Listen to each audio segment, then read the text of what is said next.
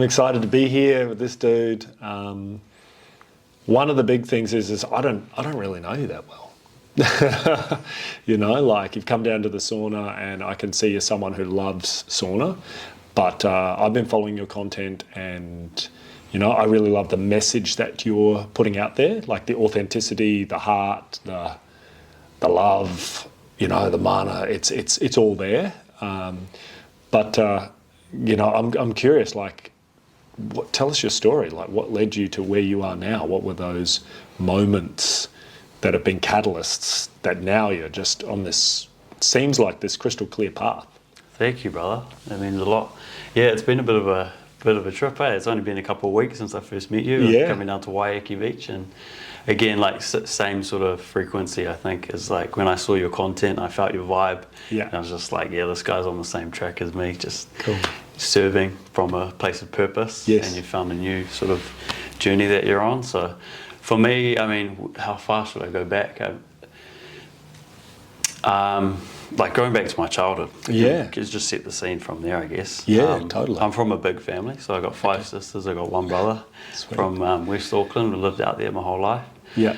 And yeah, so big family, a lot going on in the younger days, and yeah, went through a few trials and tribulations, I suppose you could say, like some pretty tough times. Okay. Financially, and then sort of, yeah, we found our way later on. Yeah, 2 awesome parents who have been around forever, and obviously forever, and we lived in the same place. They've had that place for almost 30 years. Okay. So I bought the home next door. Cool. In 2017. I've now actually sold it to my brother, and I've sort of won my whole life back. But in terms of this journey that I'm on right now, this phase of this chapter, and my connection with the breath, that really started maybe 4 years ago. Okay. And that all started with something simple. Just saw a box breathing video actually on Facebook that a friend of a friend shared, and I tried it. And at that point, I was going through a bit of turbulence, I suppose you could say, in my life. Went through a relationship breakup and just dealing with all that comes along with that. Yeah.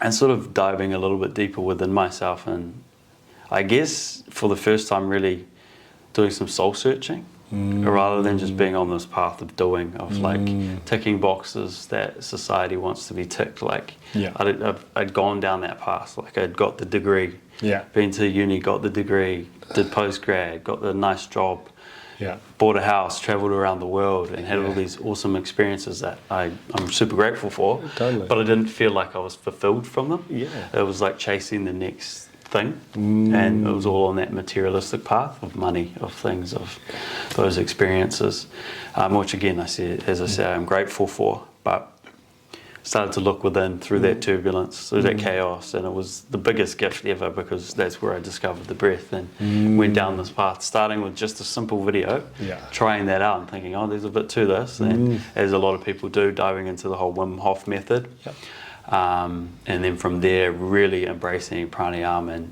and through this period, it's probably like a 3-year time span, 2.5 year, 3 years time span. Then you go through lockdowns and COVID and all that drama, and that forces you further within. So a lot of reflection time, a lot of stillness, a lot of prioritizing and reflecting on like what's really important in life. So I was in commercial real estate after uni. Went straight into commercial real estate on the shore, actually, with Bailey's North Shore Commercial. Okay, Takapuna. Taka, yeah. Sold a few properties around here. That property on Waiheke Beach, I sold that twice, where the Burger now is. Oh wow. Yeah. So yeah, it's funny how these things tie back in, but Totally.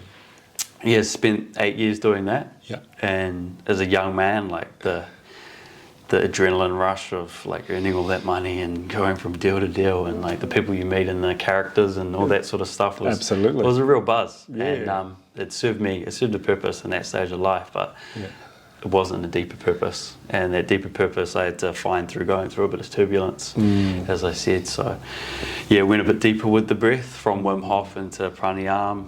And one of the catalysts was, again, a second breakup. And again, like the reflection that forces you into. So after that breakup, after lockdowns and all the sort of mental turbulence that creates, I decided not to get the the stick in my arm. Yeah. And so that caused a bit of tension from a work context. For sure. And meant that, I wasn't able to do the job that I was doing at that time. So I reassessed life, and that gave me the ability to really take a breather, so to speak, no pun intended, and reflect on, like, what do I really want to do? How can I make a difference in this world? And what really resonates with me? I already had this feeling of, like, some form of healing energy within me that I wanted to express, and I felt that actually being expressed through relationships, and not always in the healthiest way, like almost like coming out into a sort of codependent manifestation. Yep. So I went on this trip with my brother after the second breakup. I was engaged with a beautiful girl, but things didn't work out. Yep. And went on this trip that was just like a quest.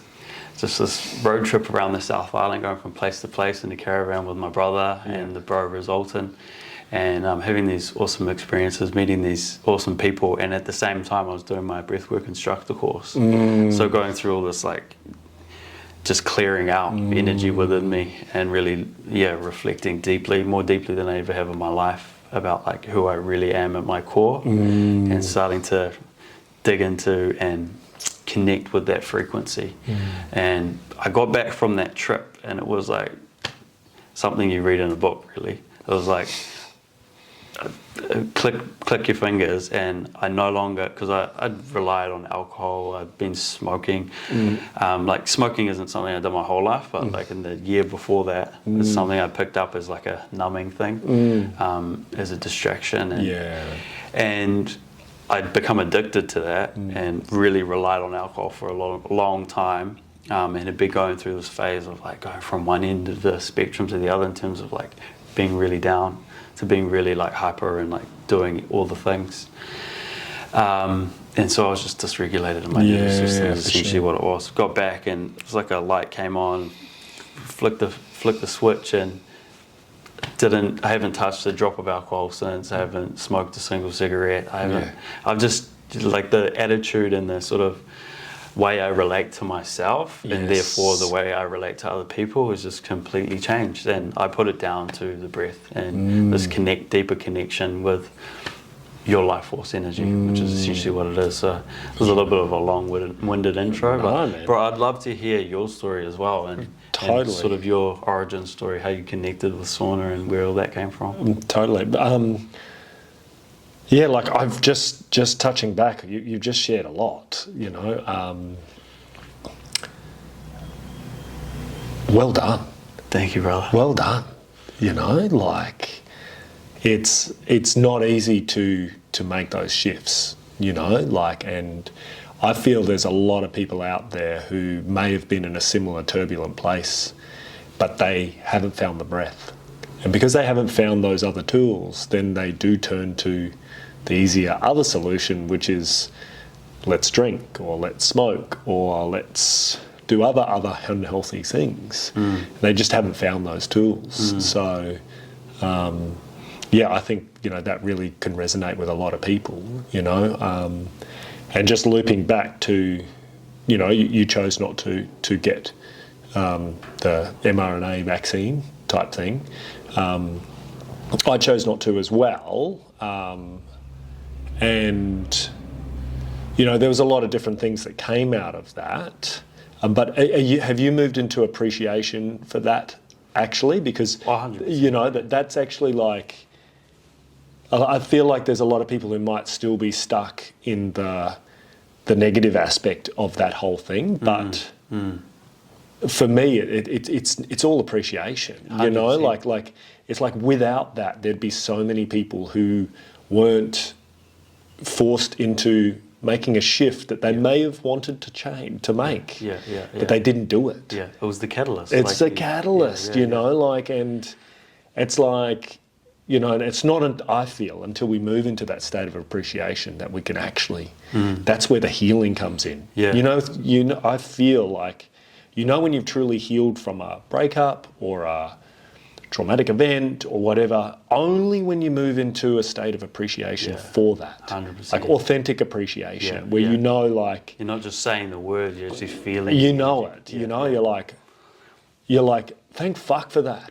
That was all actually, it was shit in the moment. It's the redirect you needed at that time to really look within. Totally, 100%. And I feel, you know, like, for me, like, those sorts of moments are, you know, there's gold in that stuff, you know, and it's, and once we ride through life, then when we hit those challenging moments, we can take that awareness in there, like, reframe it and like, oh, I'm going to feel appreciation for this in a year or two. Exactly. I'm fucking sure of it. What's the lesson here? Yeah. What's coming? You know, and then down the track, then that appreciation hopefully will naturally 100% arise. Yeah, no, you're 100% right, and that's the way I view it now. And even at the time, I was like, this is tough, but I felt the redirection happening, and you just sort of adopt this sense of curiosity, like, what is going on here? Totally. Like, I know everything's going to work out. It always does. Totally. The universe has my back. Yeah. I'm not sure where this is going, but I'm just going to be open to wherever it takes me. And so that led to, like, rather than just dabbling, because I had that opportunity, I could have dabbled and done like a side hustle where the breath was a side hustle, and I was like, you know what? No, I'm going to go all in. I'm going to give it up completely. I'm going to move out of my house. And now I've got taken that further, and that took a while to like disconnect from that material connection, you know, to something that you think you needed your whole life, you know, it's something you've worked towards, like owning a home. It's like, something you want to tick off, and it makes you proud or whatever. So to detach from that was just like another dive into the abyss that is the purpose. And it's an abyss in the sense that it's just this expansive space with like infinite energy. And that's what it is. It's like feeding you energy. And I can see it's what you get from Sauna Collective as well. Like, you're meeting these amazing people, you're helping people, you're changing lives. And it's like, sure, it takes energy, but what you're receiving back is filling up your cup. Absolutely. You know? 100%. And whereas if you're doing something that isn't purposeful, that isn't giving energy, and it isn't really resonating on that deeper level, it just drains you. It's like sucking you dry. Absolutely. Yeah, for me, there is a bit of a similarity to your story, and, you know, quite interestingly enough, like, I was doing residential and investor real estate. Oh, right. Yeah. So for a big developer in South Auckland, they build big townhouse developments there might be 180 townhouses. And so I was helping investors and first home buyers, you know, buy off the plan. You know, and you know, I really went into that because for my family, and I thought it was going to be the best way for us to get financially ahead. And I still see property as a great way for people to get financially ahead. You know, like, it can build stability if that's your path, if that's your main thing. But I wasn't winning in it, you know, like, I just wasn't. It was like 2 years of just not winning in that space, you know, and I came from a different sales space where I was winning, you know, because I was the sales trainer guy. Right. You know, I was the Grant Cardone type guy of that space, training all the people. It's pretty humbling, when you have to start from scratch. Oh, totally. And sales is like that. Like, I mean, going from uni into sales, it takes a good year to 2 years to like even build a base of customers. Totally. Have that momentum moving forward. So pretty humbling time. Oh, it is, you know, and also like the ego side of things of being the trainer guy, and then like in a particular space selling different stuff, and then you go into this other space and it's a different product, a different thing, and I just wasn't winning, you know, and there was this, you know, I was having to draw on all my tools, you know, during that period to keep going, because it's also like, just stay in the game. You know, Deion Sanders, I don't know if you've seen any of his stuff on TV, on Facebook or YouTube. He's one of the greatest American sports people to play the game, you know, but he was like one of the few guys that he played in a Super Bowl and in a World Series baseball in the same season. Oh, wow. So every contract he did, say he signed for the 49ers, right? It's like, I'll only sign if I can still play baseball for the Atlanta Braves, you know, or whatever, right? So, And he's fantastic. They call him Coach Prime now. He's coaching this Colorado. I'm just following the story. I love it. And he's a legend. Like, he's just on it. He's so good. And but he's like, you know, if you're not winning, just keep making plays. Just keep making plays, you know. And I was in that mindset. I was like, just keep making plays. But eventually I was like, oh, Jesus. If I have to get, because I was also driving from here on the North Shore to Manukau every day. Right, yeah. You know. Yeah.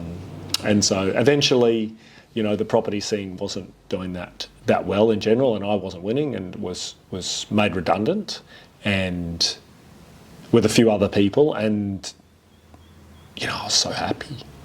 I was so happy about being made redundant, you know. It's like a relief. It was total relief. It was like, okay, game on, you know. And I'd had this, you know, mobile sauna idea in my mind, and you know, like a big part of me making it through that 2 years, like sane, was that we had a sauna and a cold plunge at work. Right. Yeah. Right. I was really interested to hear like where the sauna came. Yeah. So like I've been saunaing for maybe 7 or 8 years, for example, and maybe longer now, and like love it, you know. But it wasn't until I was using it, you know, 5 days a week, you know, every afternoon between 3:30 and 5, I was like saunaing, you know, and that was like my reboot, because we were there until 7:30 anyway.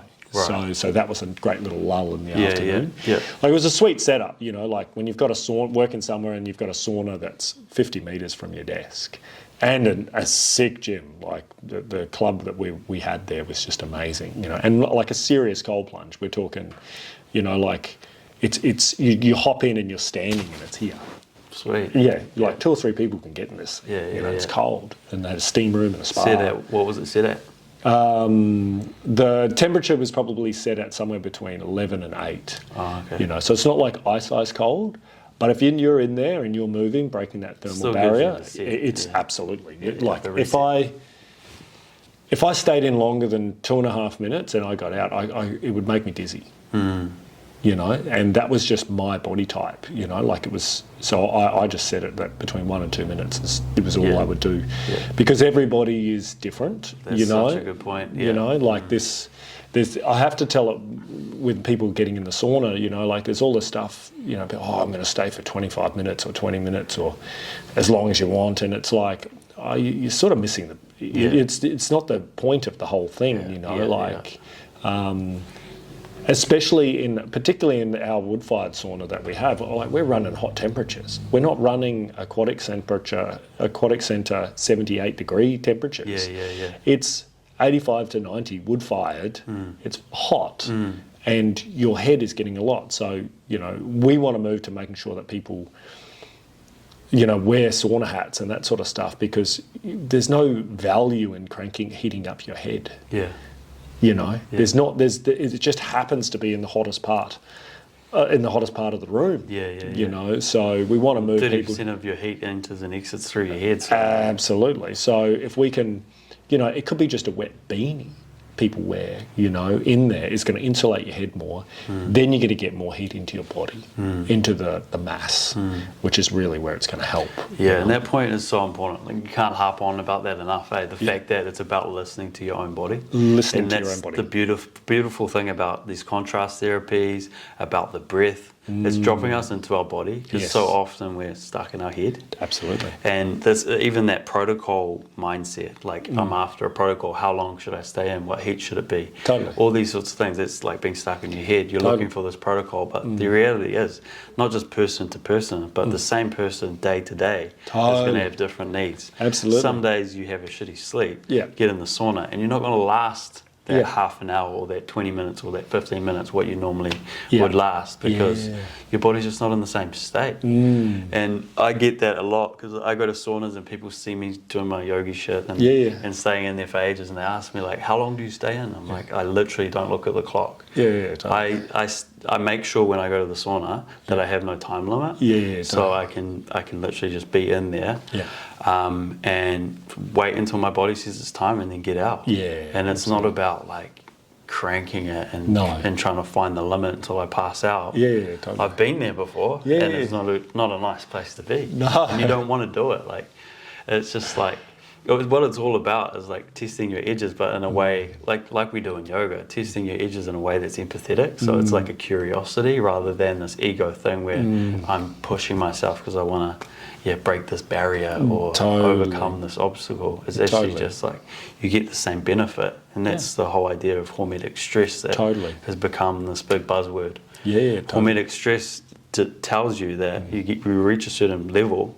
There's the arousal phase. You reach a certain level, and then there's a drop off in terms of the benefit that you have. And that's where we want to find. We want to find that sweet spot where we're getting the benefit, but we're not getting out and ending up feeling like we're going to pass out. Or, all those negative side effects that you can have. Oh, they can happen for sure. You know, like it's like I want people who come in the sauna to leave feeling good. You know, feeling great. You know, like it's. You know, the mission is like, I love sauna, but the main mission is helping people feel better. You know, and that could be someone comes in a 5 and they leave a 6. Win. You know, that's fantastic. You know, they might be like, oh, it's only, like, man, you just moved from a 5 to a 6. All you did was sat there. You didn't have to do anything. You just had to sit in there, you know. Like, I'm almost tempted to put a money back guarantee that if you come in a 6 and you don't leave an 8, I'll give you your money back. You know, because I believe in it so much, and it's like, how can you not? You know, like you jump in that sauna and then go for a jump in the ocean, then come back and do at least 2 rounds.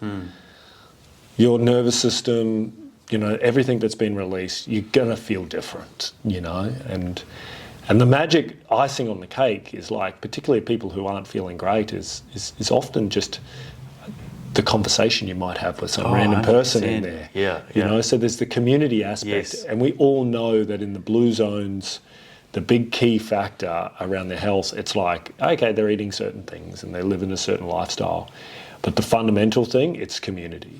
You know, that's the fundamental thing to how happy we are. Ultimately, you know, and it's like if you can come into the sauna and you can, you know, heat up, cool down, have this shared experience and have a yarn, and you're going to leave feeling good. And the leveler is like the fact that you're vulnerable in that environment. Like you're in your togs. So for some people that's a like self-conscious thing. Absolutely, for sure. You're in this heat. So your nervous system is being stimulated. You're struggling maybe at certain points. And yet you're sharing this experience with complete strangers. And so the conversation, some of the deepest conversations I've had have been in the sauna. That's like a big reason I love going to the sauna. So I go to Club Physical in Te Atatu. And you see the same faces, and obviously I'm getting to that stage with Sauna Collective as well. Maybe we'll start seeing the same faces. I'm sure there'll be like that same camaraderie. But when you're in this environment, when you're up against the wall a little bit, physically you're literally against a wall, but physically that stimulation of your sympathetic nervous system, you're being tested, and then it just unleashes and sort of taps into this deeper sense of yourself. And the things you reflect on can be quite interesting. So I love it as a place for meditation, because it really gets you into your body and out of your mind. And the power that comes from that is just immense. So it's a magical place. It's cool. Looping back to like when you left sales, and talking about like lessons, what was the lesson you got from that, you think? It's a good question. So, you know, the lesson, what it was provoking within me going through that time of suffering and everything was just getting to a point where it was like, where the suffering was like triggering a feeling of like, life's too short to be doing this. You know? It was provoking me to be like, okay, you know, like, do something that you've just got to go all in on this, you know? Like, I don't want to go through that experience again of driving, doing 2 hours a day in traffic to do something I don't want. Like, I'm done with that, you know? Like, it's time for me to do my thing. You know, I want to be in complete control. I want to put all my chips in my own thing. It was just like... And the sauna thing was like, I had to do it, you know, like I'm a bit of an ideas guy. If you talk to any of my friends, they're like, you know, I'm throwing ideas out there that could change the world every conversation. Yeah. You know, like it's like a channel of stuff, you know. But the problem is not executing on all of those ideas. Right, They just become ideas. There's no value, you know, it's like it's an interesting conversation, but it's the rest of it, you know. And I think for me, it was like for all those years of ideas, it was just waiting for the right one to actually percolate. Yeah. And for me to be right for it as well. Like be in that state where it's like I can't, you know, when you're frustrated and angry, it's hard to be fearful. Sometimes, you know, like when you're just like, fuck this. Let's just do it. Let's just do it. You know, so it's like it gives you a bit of courage, you know, like, and I've never been in war, but I can imagine like if you're sitting in a bunker and someone's shooting at you and then eventually you just get the shits with it. It's all right, I'm over this, you bastards, game on. And then it's like, then a different being is going out to go into battle. You know, because you're just like... You've freed yourself, you've unleashed the... I'm not sitting in fear now. I'm like, this is... that's why I feel like those energies of anger and frustration and all that sort of stuff, I feel like they're essential. You know, they're not something we want to... There's a potency in that. You know, a mum who, you know, like you take a mum who's angry because her kid fell off a bike and didn't have a helmet on and is angry that she didn't have a helmet on. Man, they'll go to war and change the laws in the whole country that you have to wear a helmet now. You know, and because they're like pissed off that their son wasn't wearing a helmet. You know, it just can drive them. You know, every energy has a purpose. Has a purpose, and it's about that amazing skill when you learn it to transmute energy. Totally, and you can redirect it in a healthy way. In an absolutely, the energy can serve to hold you back. Yes, and limit your mind and place obstacles in your way, or it can be the energy that helps you overcome those obstacles. And it's about being able to work with that energy. And that's what I love about the breath is it's all about energy. It's about your life force. Totally. And how to reflect and build a relationship with that life force so you can have it working in your favour rather than working subconsciously in the background against you and you're not aware of it. Totally. Like, have you done vipassana? I haven't, but it's something that I've been really drawn to quite recently, actually. Okay. Yeah, totally. Like it's. You've done it? I've done a couple of vipassanas there. Yeah. Like, for me, even, like, it's great because the first, you know, it's 10 days. The first 4 days is just purely observing the breath. Like, just, you're not manipulating anything, you're just observing. And it's such a great one for anyone who's never done any meditation. Like, the vipassana structure, if you want to drop yourself into something, then just totally like, here's like a master class. It's super, super hard, 10 days. It's donation based. So if you've got $50, you can stay there for 10 days, get fed and learn this tool that can change your life. Like, it's absolutely an amazing structure. And you just get to totally be able to learn to tune into just observe. It's such an amazing tool to move you to that place. You know, and I feel like the equanimity thing, like they thread it in there, like Goenka, who's the teacher, and it's just on a video, you know, like the main teachers that are at every Vipassana centre, it's like every 10-day Vipassana around the world is exactly the same. The structure's the same, there's no variation, they're identical. You can go to anyone and you'll get the same thing. The only thing that changes is the teachers who are there that hold space, that you get to ask questions at the end. But every night you watch the same video discourses from this guy, S.N. Goenka, from must be 20 years ago now. And they're hilarious. Like, they're just, he's the man, you know, like he's like this Indian dude, and like they do all this guttural chanting. He's like, and like anyone who's been there, you can have a laugh about this guy, but he's on it. He's so on it, you know, amazing dude. But it's like every time you go to one of these sorts of things, like I arrive with my own story, so what I get out of it is going to be different to anyone. A bit like coming into the sauna. Yeah. Like everybody's going to have a different temperature or what they're going to be able to handle or how long they're going to get, and whatever comes out of it's going to be different. The same with the breath. 100%. So I really feel like those vipassanas were just fundamental in giving me those, especially on the path of meditation. They just took me from it's like they took me from here to here really quick, and then here becomes back down here again, if you know what I mean. Like, and then suddenly it's like, oh shit. Yeah. Now I get it. The journey is like, there's no finish line, right? So there's absolutely no finish line. Infinite growth. Yeah. Infinite growth, Interestingly enough, the second vipassana was for me way harder than the first one. Right. And reflecting on it, the reason that it was harder is the first time the way the structure is, you're quite new to it, and I was getting like, oh, they're guiding you all the time, and you're learning the technique and all the way through, so you're getting all this new stuff. But the second time, you already know all that stuff, so now you're even more left with yourself. Right. Yeah. Now you're really left with your own thing. So nothing's new. Deal with that.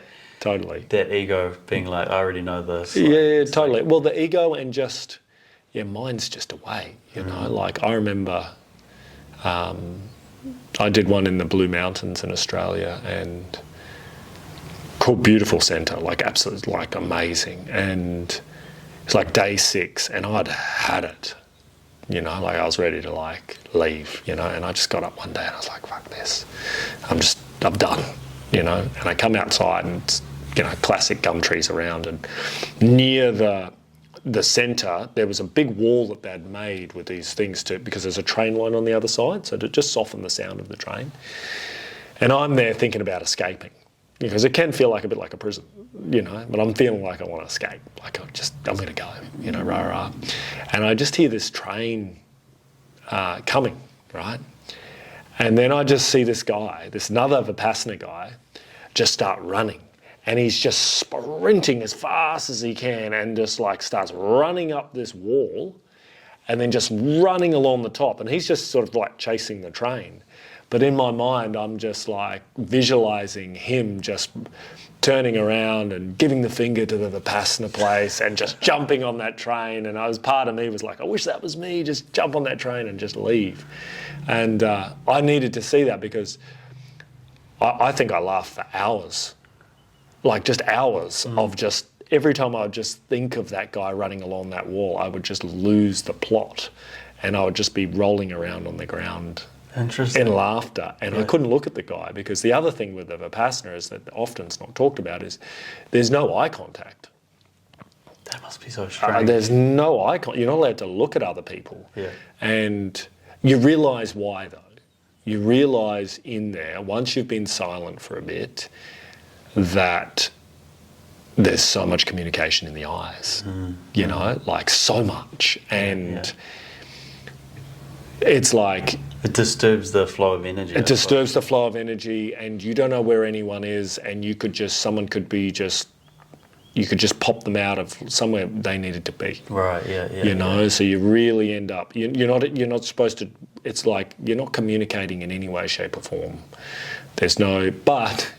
To be fair, like humans being humans, everybody starts doing all these crazy walks, and like not everybody's as committed as everyone else, so like you start at 4 o'clock in the morning, like some people are not rocking up until 7:30, this sort of stuff, or you go out and it's like suddenly you start seeing this amazing art everywhere because people start building shit. Because they're so bored. Because it isn't for everyone. And like, it's a bit like thinking, I'll go on you've never done a hike. Most people have never done a hike or a walk that's been more than one night, right?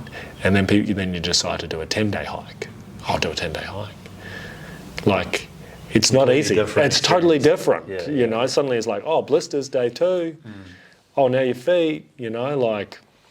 Shit, I did a 180 kilometre hike in the Himalayas, right? Oh, shit. Like with my injury, with zero training, just like, I should be right, I'll have a go.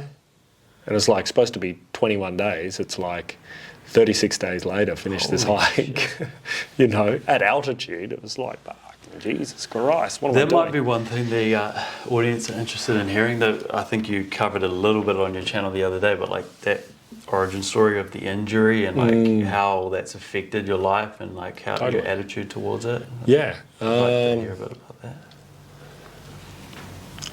So basically, like, yeah, if you take it back, like I grew up country Australia, horse farm, slave labour for my parents, you know, but good, you know, like, you know, didn't get paid, you know, but had a fantastic, like living on a farm is fantastic. Like what a great way to grow up. It is such a good thing to do as a young man, I think. Like, my dad always had us in the backyard, especially me, being the oldest boy. Yeah. Always helping with little projects, and he's been a potterer. So like he dug out the under part of our house. Yeah. Like all these clay walls just to clear up space and did some renovations. Yeah. And I remember being under there with him and just swinging a pickaxe, doing it all by hand. Yeah, like, totally. It's camaraderie. But anyway. It is. It's fantastic. Like, I was just lucky enough. Like we were quite in the country. We weren't like outback, but you know, the nearest store was 20 minutes drive away. You know, like gravel road into the house and all this sort of stuff. And you know, I was lucky enough that my stepfather hired 2 other young guys who are the same age as me to work on the farm. Yeah. Like on the weekends and that sort of shit. No. We were racing every vehicle, jumping everything we could. Like the stuff that we did when no one was watching was just, it was you know, just young, having fun. But, you know, grew up on the farm and always had this idea of like, always could see the silver lining and stuff, was a particular attitude that I just had. And probably just came from my mum, I think. She always had that reframe sort of thing.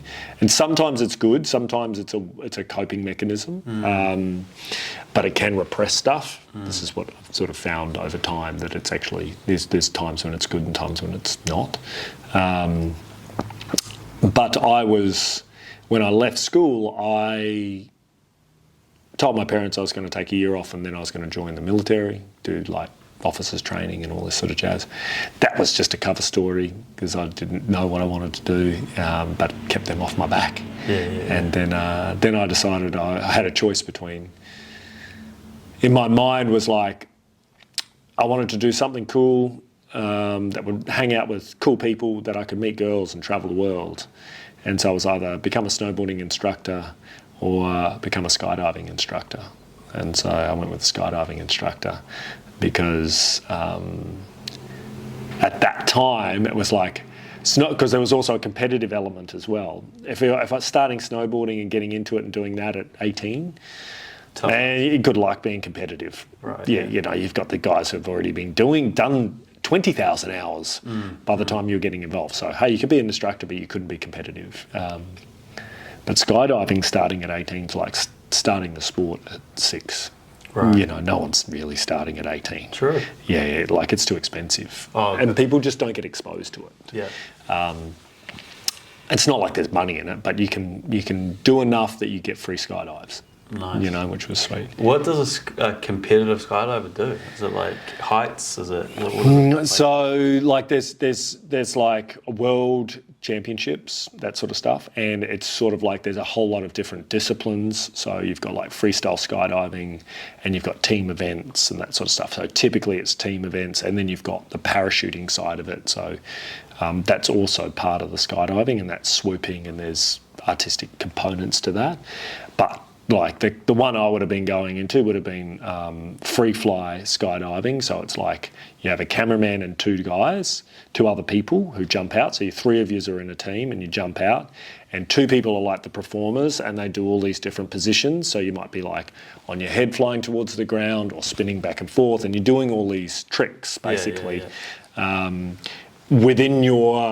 Within a 30-second free fall period or a 45-second, you're trying to do as many fast or technical tricks as possible. Right. And then you pull your parachute, and the camera guy, he's he's filming and he's part of the whole thing at the time, and then you come, and it's wicked fun, like it's amazing. And so that would have been the competitive element that I would have gone into. And then typically skydivers who do that will go into the parachuting side of things, which is like swooping, which means you've got super fast, high performance canopies, and you're coming in and swooping along the ground as fast as you can and trying to get the furthest, or doing crazy tricks while under canopy, while travelling 150 kilometres an hour. Right. And how far did you get with all that? So basically, because when I turned 19, I started working at the skydiving centre. The good thing was my best mate, his parents owned a skydiving centre. Oh. So it was sweet. Like, we had a rad time. It was awesome. So, we pack parachutes every day, and just young dudes, and skydiving centre's like an amazing community. It is really, really cool. And I think that's where I fell in love with community, was at the skydiving centre, because it's a bit like the sauna, where you've got, like, the sauna brings everybody together, the skydiving does, but within that you've got people who are the 60-year-old skydiver guys who've been doing it for ages, and then you've got like the tradies and the accountants and the IT guy and the fireman and the nurse and the musician, and you've got everybody. So it's like a niche, but it's like covers all the bases. It just happens to be what microcosm of whole society. Of whole society. It's amazing, and everybody's like getting high on jumping out of an airplane, and you've got so many elements to talk about, like there's parachutes. Something about being at that edge, whether it be the sauna, being in the heat, or being at that edge in terms of being comfortable in a high adrenaline environment. Absolutely. It brings the real human out in you, I think. Absolutely. There's an aliveness to it, like I feel like it's like, that's a space where you feel alive, and I feel, you let down the guard, I think, a little bit. Totally. Like, I feel like a lot of us now are just existing, not living, unfortunately. And it's not on purpose, I feel, for a lot of people. It's like the structure of our community and our society it leads us into this place of like safety, and, but it's like, we've got to take risks, got to feel alive, like, what's the fucking point? And we get sort of caught up in the financial game of things these days. I feel like there's the trap of the finances and everything getting more expensive. Like, it really is causing a lot of, I feel, like, spiritual problems for people, where there's just not even any space any bandwidth left to try and live. And I feel, at least one of the cool things with the sauna is, like, you've got people who never go in the ocean because it's too cold, and suddenly they're like, they come in, oh no, I won't get in. Oh, every time. And next thing you know, they're in there, and it's like, man, this is the most alive you've felt in God knows how long, probably. You know, this is the most crazy thing you've done in a long time, and all you've done is get in the ocean. Like, man, I'm out there in the ocean, it's like with lightning, and it's raining, and like, it's so good, And it gets you, it's a nice, like, sort of gentle way to get you on that path. Absolutely. Of moving towards what makes you feel alive. Totally. And we call it with Ananda the quest of bliss. And it's just like, chase your bliss. That's what life's about, right? What makes you feel amazing. Totally. There's signals in that. Like, that's the universe telling you you're on the right track. Absolutely. And it's not the things that give you a cheap high, like drugs or alcohol. It's the things that fill your soul. Totally. And I think being in nature is, having the sauna right next to nature just elevates it to a whole different level. Having that view is one thing, but then actually being able to immerse yourself in it as well. Totally. Like, I think, like, I just built it for me. Right. It just happened to be that now like, because that's what I wanted. I was like, man, I'm over these aquatic centres, and I don't want to pay a heap of money to go to some spa.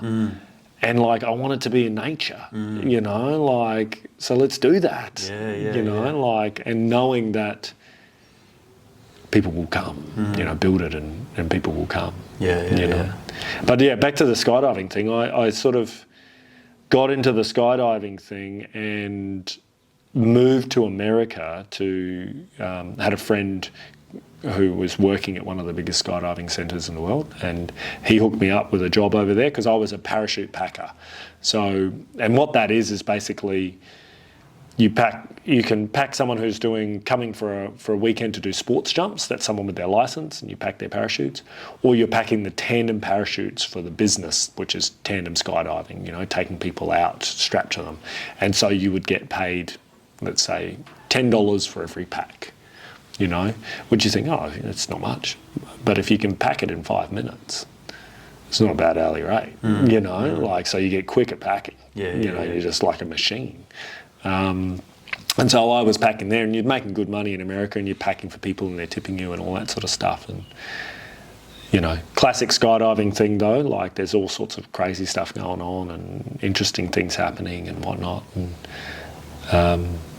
while I was over there, I was, you know, with the crew, and we were watching the sunrise from the top of a big tree, and I was sitting next to this girl, and the branch that we were sitting on broke, and I fell 10 metres to the ground, and broke my neck, C456, which is pretty high and pretty serious. And so I got what was called Brown-Séquard syndrome, which is a compressed left-hand side of my spinal cord. It's quite rare, which means that I end up with this perfectly fine right side, but a partially paralysed left-hand side.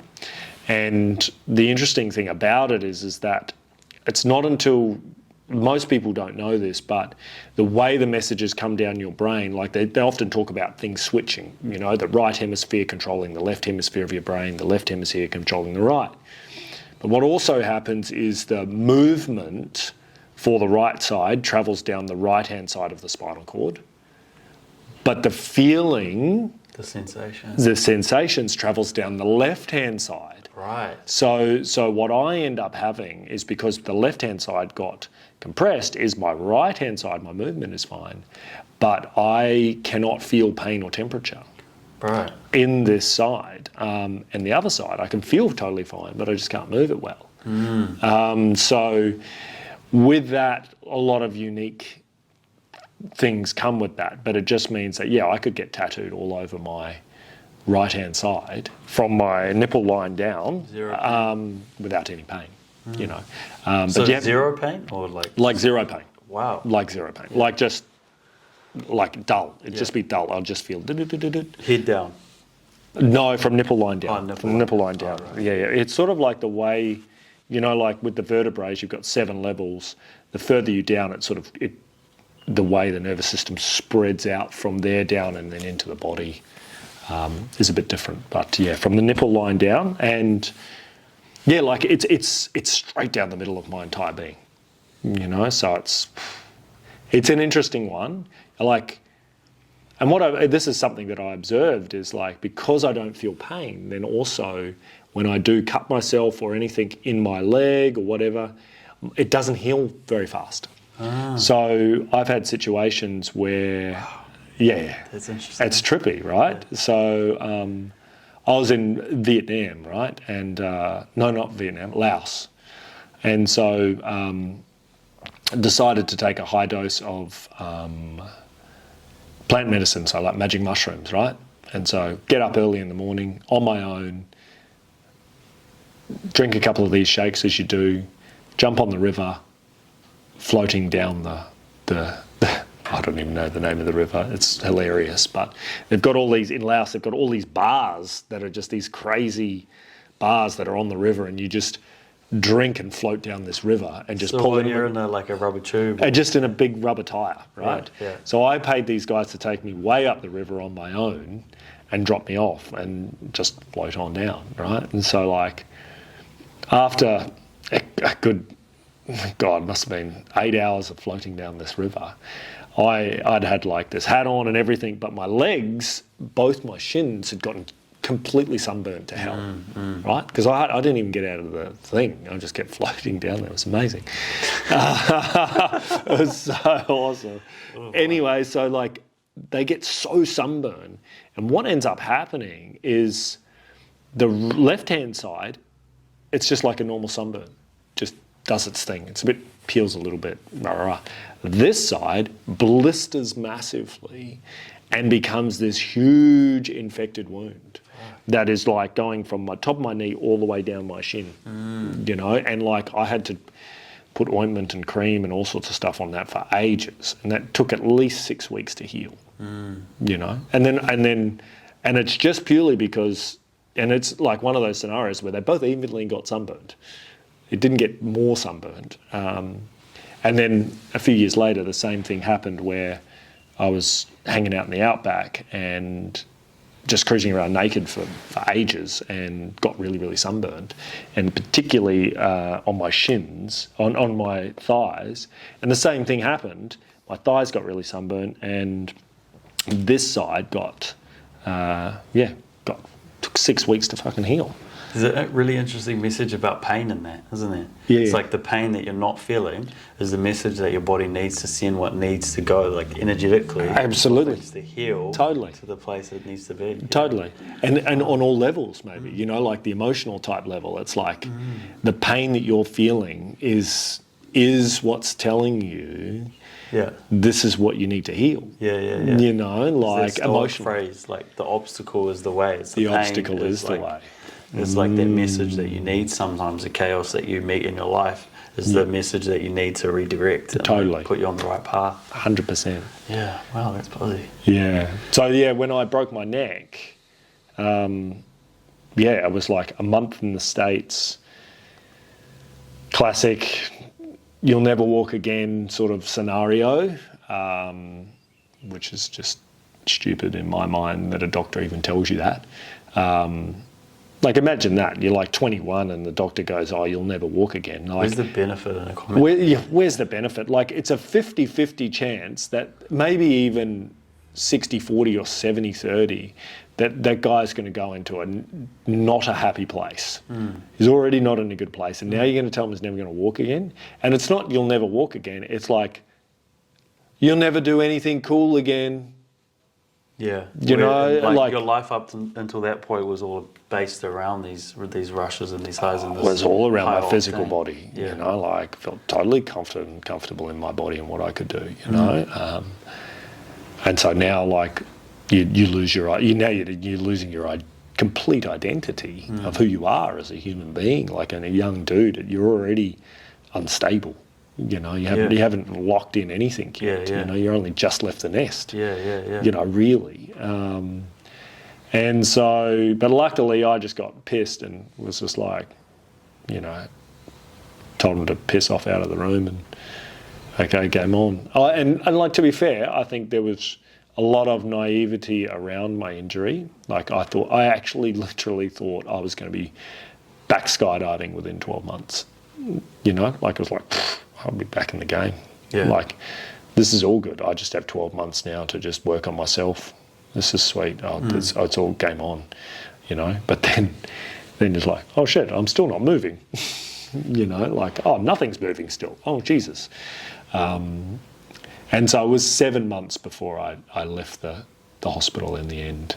And, you know, walking wise, with a crutch, I had a wheelchair as well, but with a crutch, I could walk maybe 10 metres at that point and then spent the next probably, at least 12 months going to just doing my own physio and rehab, just gymming twice a day. And that's where the real spiritual journey for me started, was around there. Like, I didn't have anyone else who was on a spiritual journey or on a path of awakening or discovery. No one within my circle. You know, the biggest religious thing was Star Wars. You know, the Force. That's it. You know, that was just, and I'm so grateful for that, because I think that really did plant a seed. Yeah. You know, like early on in my consciousness, right, that I took on board as a 8-year-old watching Star Wars on my own, because I remember it like they played the first one Friday night, the second one the next Friday night, the third one the next Friday night, and I just remember sitting in front of that TV, you know, like, you know, all the ads and all that sort of stuff, and you know, you know, it's the classic, no remote or anything like that. Yeah. You know, like you're changing channel with your toe as you're leaning back watching the TV, you know. But that was as spiritual as it got, but suddenly these books and these teachings started to just arrive, you know, and I just started going into secondhand booking stores and just devouring stuff, you know, like just, and then that's where I really kicked into meditating and all that sort of stuff. Like, what's this now? This is like 20 years ago now, and that was so much good. I got this one book, 50 Spiritual Classics, and it just had like a snippet of 50 of the most profound books, basically. And so then I just made my way through them and read each snippet, and then went through and read every single one of those fucking books. Oh wow! Yeah, you know, like that was like my thing. You know? Yeah. But that's sort of... And if you were still on that physical path, you probably wouldn't have had the time to read all those books. No way! I would have just been Wouldn't have been partying and shagging, jumping out of planes, you know, for as long as I could. You know, probably. Yeah. I was under no illusion that what I was doing, sooner or later, I was going to get hurt. But I just, broken leg. Yeah. I don't feel like I'd ever met anyone actually in my life, or exposed to anyone that had broken their neck or their spinal cord, or I don't think I'd ever crossed paths, because I'd never crossed paths with anyone like that. You thought that It wasn't even in my awareness that could happen. Not even a possibility, you know. And then fucking boom, that happens, you know. But yeah, you know, the beautiful thing out of the whole thing was that, yeah, I had from 21 to basically 32 where I didn't work, and I just travelled and explored. So it was just like a decade of, doing whatever the fuck I wanted, you know. Could be worse. It could be worse, you know. And like it was pretty cool because I worked the system quite well, and I was able to just make sure that, you know, all my hobbies were cheap. Meditating and permaculture, you know, like dumpster diving and watching the sunrise and this sort of stuff. Like all my stuff was just so affordable for me to do that it wasn't a problem, you know. Yeah. Like, so is this like the Australian health system covers your rehab and your... No. Like you just get on the disability pension, basically. So like you would work an income or something here, but and like... Yeah, and being resourceful. And being resourceful, you know. And like cost of living was cheaper, you know, in those early days, you know, like I think the pension was, one point was like $5.80 a fortnight. It's not much, you know, but could get by. Yeah. You you spend, rent if you're living in a place at that time was $60, you know, fuel and everything else. So you just sort of, and when you're growing your own food and got chickens and, gives you a bit of flexibility. You've got the local artesian bakery that's throwing away gourmet sourdoughs that they're selling for $10 each every day, and you're just rocking up in your Commodore, loading up, like going back and picking fresh greens from your garden and having these amazing organic eggs that you've got from your chickens. You're like, it's like sweet. Oh, if anyone doesn't have chickens, they should definitely get them. Oh, I know. Jesus Christ, I just love hanging out with them. Yeah. It's just normal. That on a Saturday, Sauna Collective is at Orewa, and there's going to be stuff happening. And you might just choose to rock up. I'm going to go down, see what's happening. I know I'm going to meet there's going to be some other human beings down there. Might be something cool happening. Cool. I'm just going to go have a coffee down there, or I'm going to have a smoothie, or just have a walk. Or maybe I'll just go for a swim at the beach, come back and then just lie on the grass while everybody's doing their thing. 100%. Maybe I'll meet a girl there. I see the vision. It's so cool.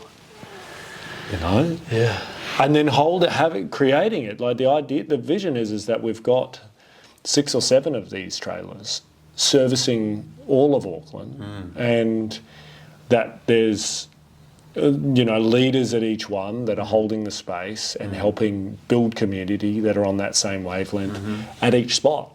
So instead of like every Saturday it's just Orewa, well, there's enough people in Orewa to play there, but also we're at Bucklands Beach, or we're down somewhere in Manukau, or we're Takapuna, or Piha, or we're in Piha, creating it that it's like, so every weekend, this is going on all over the place, you know, and servicing everybody, you know, and it just... Bro, sky's the limit, and there's so much opportunity, and like, as you say, I feel like the sauna is something that's accessible. I think if you're talking about that spiritual pillar, a lot of the time maybe going as far as, for some people, going as far as breathwork or some of the more, I don't know, out there, some people consider it out there. Aspects can be a bridge too far, maybe to start off with. So to marry all these things up in the same space where you can just step and dip your toes in and this and this and this, and then have a try of everything from a buffet and see what resonates for you. Well, you know, like, I feel like you say, the sauna, in there people have the conversations, and then they're having the conversation with someone and they're like, oh, this person's actually not that different from me, and they're having a go. Oh, maybe I will. You know, what have I got to lose? A bit like jumping in the ocean, and now it's like, oh, there's also like this primal movement thing going on over here. Oh, there's this wicked breathwork thing going on over here. You know, like, oh, these guys are teaching yoga. It's like, okay, maybe I will have a go next time. You know, I'll come back down. Or you just get exposed to it, and it's like, oh.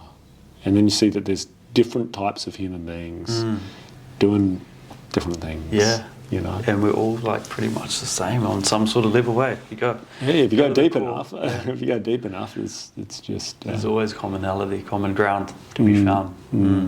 Totally beautiful. I think we covered a bit of ground there. I think so too. It's good. Is there anything else you want to cover? No, I think. You know, I think I'd like to have more conversations. 100%. I think there's value in this, and I think there's lots to share, and there's always lots to touch on, and every time you have a conversation, you know, like it's, you know, you're showing up, and it's the day is today, and it's this version of you that's appearing right now, and the same with me. It's the Friday Cam that's showing up, and wherever the conversation and what happens is going to be different every time. 100%, New messages to come through. You know, I feel like, this is just like I feel like the community is more ready now. Like there's a rightness to the message and to what, you know, we want to help and create, and